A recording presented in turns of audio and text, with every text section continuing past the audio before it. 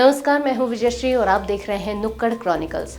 भारत के खिलाफ छद्म युद्ध में पाकिस्तान अब एक और खतरनाक रास्ता अपना चुका है। व्हाइट कॉलर टेररिज्म और साइबर घुसपैठ के बाद अब पाकिस्तानी खुफिया एजेंसी आईएसआई नाबालिग बच्चों को निशाना बना रही है। सुरक्षा एजेंसियों के अनुसार सोशल मीडिया, गेमिंग एप्स और संदिग्ध लिंक के जरिए बच्चों को पहले फंसाया जाता है, फिर उनका ऑनलाइन ब्रेन वॉश कर भारत के संवेदनशील ठिकानों की जानकारी जुटाने के लिए इस्तेमाल किया जाता है। यह तरीका इसलिए भी ज्यादा खतरनाक है क्योंकि इसमें मासूम बच्चों का इस्तेमाल हो रहा है, जिन्हें खुद यह एहसास तक नहीं होता कि वे किसी देश विरोधी साजिश का हिस्सा बनते जा रहे हैं। न्यूज रिपोर्ट्स के मुताबिक फिलहाल 37 से ज्यादा नाबालिग बच्चे सुरक्षा जांच के घेरे में हैं। इनमें 12 बच्चे पंजाब और हरियाणा से हैं, जबकि 25 बच्चे जम्मू कश्मीर से ताल्लुक रखते हैं। जांच में सामने आया है कि आईएसआई खासतौर पर 14 से 17 साल की उम्र के बच्चों को निशाना बना रही है। इस उम्र में बच्चे तकनीक के प्रति उत्सुक होते हैं, सोशल मीडिया पर ज्यादा समय बिताते हैं और आसानी से बहकावे में आ सकते हैं। यही कमजोरी पाकिस्तान की एजेंसियां अपने फायदे के लिए इस्तेमाल कर रही हैं।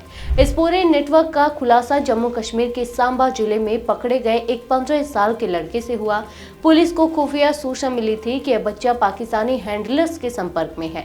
जब जांच आगे बढ़ी तो पता चला कि वह लंबे समय से पाकिस्तान में बैठे लोगों से निर्देश ले रहा था।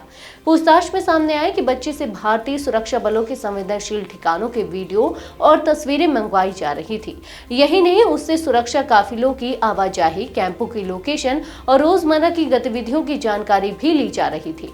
जब पुलिस ने उस बच्चे का मोबाइल फोन जांचा तो अधिकारी भी चौंक गए। पता चला कि उसका फोन क्लोन किया गया था। इसका मतलब यह था कि पाकिस्तान में बैठे उसके हैंडलर्स बच्चे की हर गतिविधि पर रियल टाइम नजर रख रहे थे। फोन में मौजूद फोटो, वीडियो, चैट और लोकेशन जैसी जानकारी सीधे पाकिस्तान तक पहुंच रही थी। जैसे ही बच्चा कोई वीडियो बनाता या फोटो क्लिक करता, वह डेटा तुरंत बाहर निकाल लिया जाता था। जांच में यह भी सामने आया कि बच्चे को एक संदिग्ध लिंक भेजा गया था, जिस पर क्लिक करते ही उसके फोन का एक्सेस पूरी तरह हैक कर लिया गया। सुरक्षा एजेंसियों का कहना है कि यह कोई एक मामला नहीं है, कई नाबालिगों को इसी तरह ऑनलाइन फंसाया जा रहा है। शुरुआत में बच्चों से दोस्ती की जाती है, फिर उन्हें छोटे मोटे काम दिए जाते हैं। धीरे धीरे देश विरोधी बातें उनके दिमाग में डाली जाती हैं और उन्हें यह यकीन दिलाया जाता है कि वे किसी महत्वपूर्ण मिशन का हिस्सा है।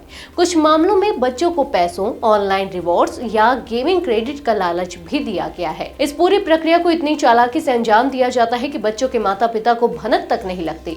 जांच में यह भी सामने आया कि पकड़े गए बच्चे का ब्रेन वॉश इस हद तक हो चुका था कि उसने स्कूल जाना तक बंद कर दिया था। वह घर से यह कहकर निकलता था कि वह पढ़ने जा रहा है, लेकिन असल में वह अपने हैंडलर्स के निर्देशों पर काम कर रहा होता था। उसके माता पिता को इस बारे में कोई जानकारी नहीं थी। यह पहलू सुरक्षा एजेंसियों के लिए और भी चिंता का विषय है, क्योंकि इससे साफ होता है कि यह नेटवर्क बच्चों की निजी जिंदगी में कितनी गहराई तक घुस चुका है। विशेषज्ञों के मुताबिक बच्चों को इस्तेमाल करने की यह रणनीति इसलिए अपनाई जा रही है क्योंकि नाबालिगों पर शक कम किया जाता है। वे आसानी से सुरक्षा ठिकानों के आसपास घूम सकते हैं, वीडियो बना सकते हैं और सवाल पूछ सकते हैं बिना किसी को संदेह हुए। इसके अलावा अगर पकड़े भी जाते हैं तो कानूनी प्रक्रिया अलग होती है, जिसका फायदा दुश्मन एजेंसियां उठाना चाहती हैं। यही वजह है कि सुरक्षा एजेंसियां अब इस खतरे को बेहद गंभीरता से ले रही हैं। भारतीय एजेंसियों का मानना है कि यह सिर्फ जासूसी तक सीमित मामला नहीं है, यह एक लंबी रणनीति का हिस्सा है, जिसमें आने वाले समय में इन बच्चों का इस्तेमाल साइबर हमलों, गलत सूचनाएं फैलाने और सोशल मीडिया पर प्रोपेगेंडा चलाने के लिए भी किया जा सकता है। पहले भी पाकिस्तान पर भारत में फर्जी सोशल मीडिया अकाउंट्स और ऑनलाइन नेटवर्क के जरिए दुष्प्रचार करने के आरोप लगते रहे हैं। अब बच्चों को इस नेटवर्क से जोड़ना खतरे को और बढ़ा देता है। इस पूरे मामले के बाद सुरक्षा एजेंसियों ने स्कूलों, अभिभावकों और राज्य सरकारों को अलर्ट जारी किया है। माता पिता से अपील की जा रही है कि वे बच्चों के ऑनलाइन गतिविधियों पर नजर रखें, अनजान लिंक पर क्लिक करने से रोकें और सोशल मीडिया पर होने वाली बातचीत को लेकर सतर्क रहें। साथ ही बच्चों को यह समझाना भी जरूरी है कि ऑनलाइन दुनिया में हर दोस्त भरोसेमंद नहीं होता। पुलिस और खुफिया एजेंसियां अब ऐसे डिजिटल टूल्स पर भी काम कर रही हैं, जिनसे संदिग्ध गतिविधियों को जल्दी पहचाना जा सके। स्कूल स्तर पर साइबर सुरक्षा और डिजिटल जागरूकता को पाठ्यक्रम का हिस्सा बनाने की भी जरूरत महसूस की जा रही है, ताकि बच्चे खुद भी ऐसे जाल को पहचान सके। ये मामला साफ संकेत देता है कि भारत के खिलाफ छेड़ा गया युद्ध अब सिर्फ सीमाओं तक सीमित नहीं है। यह युद्ध मोबाइल फोन, सोशल मीडिया और मासूम दिमागों तक पहुंच चुका है। ऐसे में चुनौती सिर्फ सुरक्षा एजेंसियों की नहीं बल्कि पूरे समाज की है।